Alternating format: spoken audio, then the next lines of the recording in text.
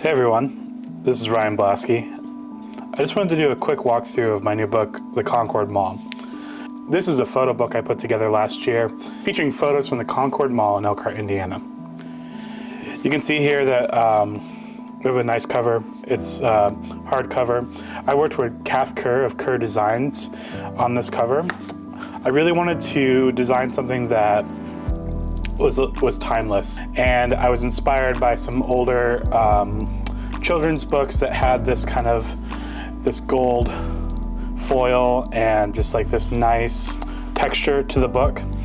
So I worked with Edition 1 Books, and they were able to provide exactly what I wanted, and it was a great experience, and I am really happy with how it turned out. So what we're going to do is we're going to just flip through the book real quick and just give you an idea of what it looks like and what kind of photos are in it, and I'll tell some stories along the way. So there are 100 copies of this book. Each book is numbered and signed. Again, I worked with Kath Kerr on the design with this. She was very helpful working just through the layout and all the aspects of making a book. Right here is just a brief summary of why I made this book and kind of the story of my connection to the Concord Mall. I grew up in Goshen, Indiana, so this was our home mall. Really enjoyed spending time there as a kid. So I talk a little bit about what brought me back out there and some memories that I had throughout those years. So we start off, this is an entrance with a skylight here, and this was like an arcade a while ago, but the mall is filled with these beautiful skylights throughout the mall. This is one of my favorite. These are actually both of the same skylights here, opposite sides, but the light would just pour in and there would be some beautiful shadows. This is one of my favorite photos. Later on you'll see a photo of a nail salon, and I believe this is right above that on one of the corners in the mall. Again, skylights throughout, but it just had this beautiful texture here, and the light was hitting it, and I really liked how this one came out. These are some of the plants and structures throughout the mall.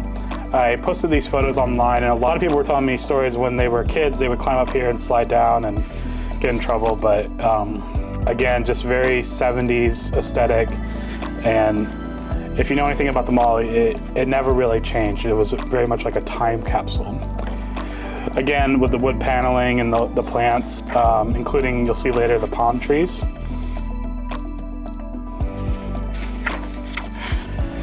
This is one of my favorite photos here. This is the Carson's entrance. Most of the stores were abandoned by this point. The photos were all taken during the last year of the mall. So, yeah, most of the stores were empty, but the entrance and everything was kept as is. And the skylights up here, they just casted some great light throughout the mall. These are some of the mall walkers. Most of the time when I would go on a weekly basis, I would talk to the mall walkers. There was really the only people that would frequent the mall walkers and people that would go to Enzo Pizza for lunch. It's interesting, I would be taking photos and a lot of them were kind of skeptical of what I was doing. Some even, they were like, I hear they're planning to shut this place down. Are you inspecting the place? So, it was a little foreshadowing of what ended up happening with the mall, with how they gutted it out and made it a business complex. But, these were the regulars of the Concord Mall in the last days. Here's that nail salon I mentioned earlier. I believe up here was that textured paneling. This is kind of the main visual touch point of the Concord Mall. This was in the center of the mall, and they had a kids area down here, and then there was like seating for hanging out, eating lunch. But big circle skylight here that just brought this beautiful light mixed with kind of the warm light throughout the mall. Here's that skylight I was just mentioning here. And then here's like a full spread of that skylight right underneath of it. Here's some photos of the abandoned storefronts, especially over here. You can see that there is just nothing. All the gates are closed. You know, there's no life in that. And there were a number of stores that were still open. This one I found interesting, of this glass front, but then you have like a kind of makeshift door with a large "We're Open" sign. And then this is besides the center of the mall, this is probably the biggest highlight that people were frequently going to, is Enzo's Pizza. I remember seeing a meme that this was the only thing holding up the mall for a long time, which is probably not that far off from the truth.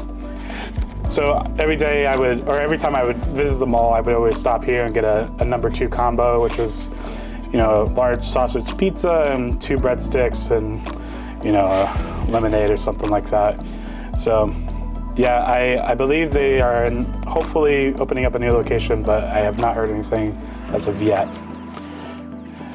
This is just Carson's again, JCPenney. They were on opposite sides of the mall. Wanted to show kind of a similar photo on both sides here. JCPenney is completely gone. Fun zone. I like that there was a trash can kind of blocking the door there. And then again, just kind of showing the details of, you know, the furniture that has remained throughout the years. And then this is just an abandoned storefront, just completely gutted. So that's it. And then, yeah, again, just shout out to Cathcur for helping me design the cover and the layout. And then the text at the beginning was edited by my friend David Griffith, and he's a writer here in South Bend, and he was very helpful throughout this process as well. So that's the book. Again, I have a number of copies still available, so feel free to go to the website and you can pick up your own copy. There's also postcards and prints available. So thank you very much.